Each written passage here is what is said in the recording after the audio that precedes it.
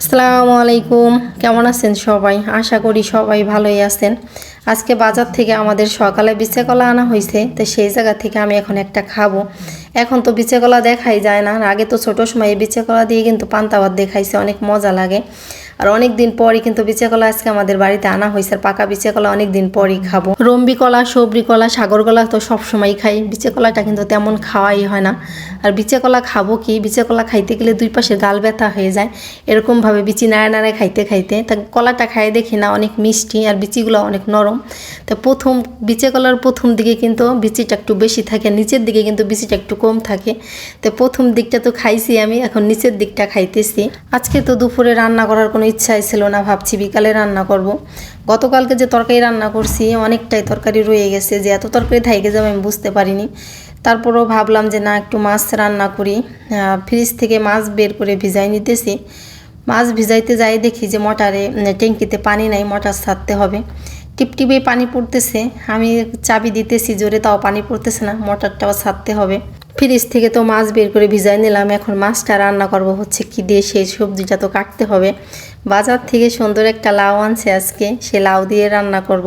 সেদিনকে তো লাউ তরকারি খেয়ে সবাই অনেক মজা পাইছে, এই জন্য আজকেও আবার ভালো একটা লাউ এনে বলতেছি। আজকের লাউটা অনেক ভালো আছে, লাউ দিয়ে মাছ রান্না করার জন্য। সেদিনকে তরকারিটা নাকি অনেক ভালো লাগছে, লাউ তরকারি।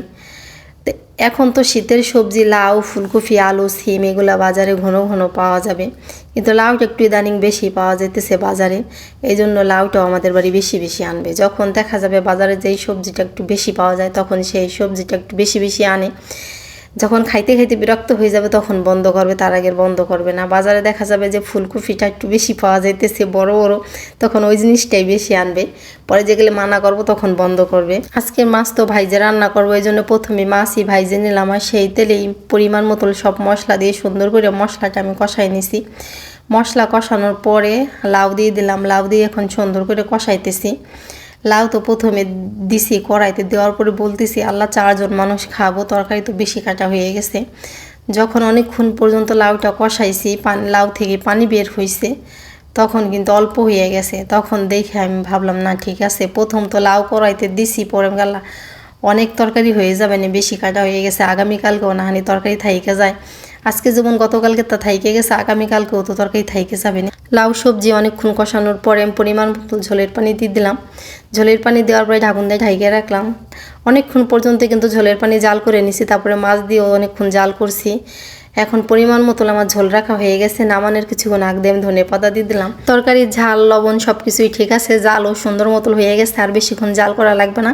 তরকারি এখন নামাই নিব। তো তরকারি নামানোর পরে দেখি যে পরীক্ষা দিয়ে সবাই চলে আসতেছে, আমার মেয়ে আসতেছে না কেন। তা আমাদের পাশের বাড়ি দেখি আমার মেয়ের গলা শোনা যাইতেছে, আমি আবার আগাইছি, যাই দেখি ওরা পাগলের ভয় তো ওই বাড়ি ঢুকছে, বেরোতে পারতেছে না। দুপুরে খাবো ভাবলাম গাছ থেকে একটা লেবু নিয়ে আসি, তা আমাদের বাড়ির ভিতরে গাছ লাগানো, চলে আসছে ডাল, চলে আসছে বাড়ির বাইরে। 2 দিন আগেও কিন্তু আমি লেবুটা দেখে গেছি, এই জায়গা অনেক বড় একটা লেবু। ভাবছি ঘরে লেবু আছে, সেই লেবু খাওয়া হইলে আইসে আমি নিব। আমাদের আর একটা গাছ আছে, সেই গাছ থেকে আমি লেবু পারছি, তো সেই লেবু ঘরে ছিল দেখে আমার এই গাছ থেকে এসে লেবু নেওয়া হয় নাই। তা আজকে যেহেতু ঘরে লেবু নাই, তা ভাবছি এই গাছ থেকে লেবুটা নিয়ে এসে আইসি, দেখি নাই। তো ওদিকে আবার আমাদের খ্যার কেনা হয়েছে, সেই খ্যার আবার আনতেছে। তা আমাদের খ্যার এই পাশ দিয়ে ভ্যান যাইতেছে না বাড়িতে, আমাদের বাগানের ওই মাথায় সেই খ্যার ফেলাই যাইতেছে। 3 বোঝার মতন মনে হয়েছে খ্যার, নাকি আরও আছে বলতে পারি না। খ্যারগুলো এই জায়গা রাখছে, এই খ্যার দেখা আমাদের বাড়ির থেকে গরু দেওয়ার হামলাইতেছে। তখন আমি এদিকে চোখ দিছি, গরু বাড়ি এদিকে তাকাই তাকাই হামলাইতেছে কেন দেখি না, এই জায়গা খেয়ার আনছে দেখে ওরা ওইভাবে ডাকতেছে। এইদিকে আসছি, আইসে দেখি কি আমার মা কাপড় মিলে গেছে এই জায়গা।